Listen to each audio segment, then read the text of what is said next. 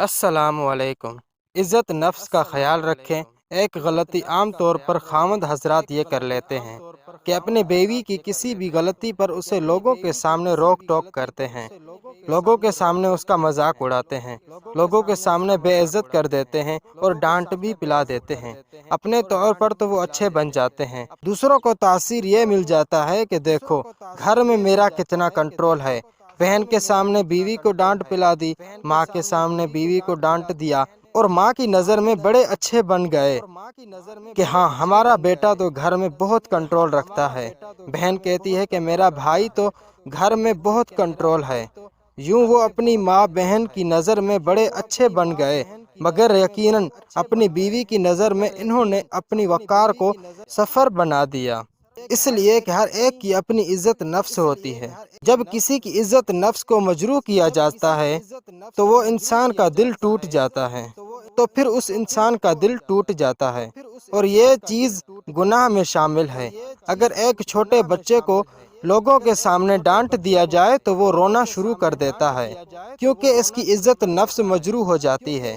تو پھر عورت تو بالآخر بڑی ہوتی ہے، اس کو تو عزت نفس سے زیادہ پرواہ ہوتی ہے، لہٰذا اس کی عزت نفس کا خیال رکھنا چاہیے۔ اس کو نصیحت کرنی ہے تو اس کو تنہائی میں کیا کرو، اور اگر تعریف کرنی ہو تو لوگوں کے سامنے کیا کرو۔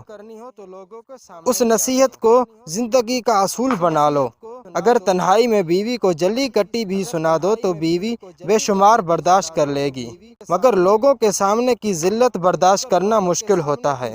اس لیے کہ یہ ذہن میں رکھ لیں کہ بیوی کو دوسروں کے سامنے بھی کبھی بھی اس طرح تنقید کا نشانہ نہ بناؤ۔ وہ زندگی کی ساتھی ہے، تھوڑا وقت جو دونوں کو علیحدہ زندگی میں ملتا ہے، اس میں ایک دوسرے کو سمجھنا، دوسرے کو سمجھانا ہے۔ لوگوں تم اس قسم کی باتیں نہ کرو۔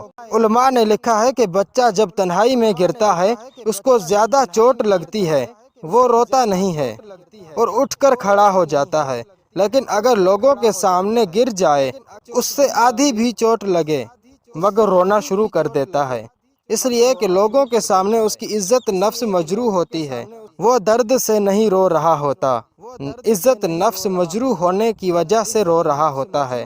لہٰذا کبھی انسان کی کسی بھی نفس کو مجروح نہ کریں۔ تو انشاءاللہ نیکسٹ ویڈیو پہ ملاقات ہوگی، تب تک کے لیے اپنا خیال رکھیے گا اور چینل کو لائک اور سبسکرائب کیجیے۔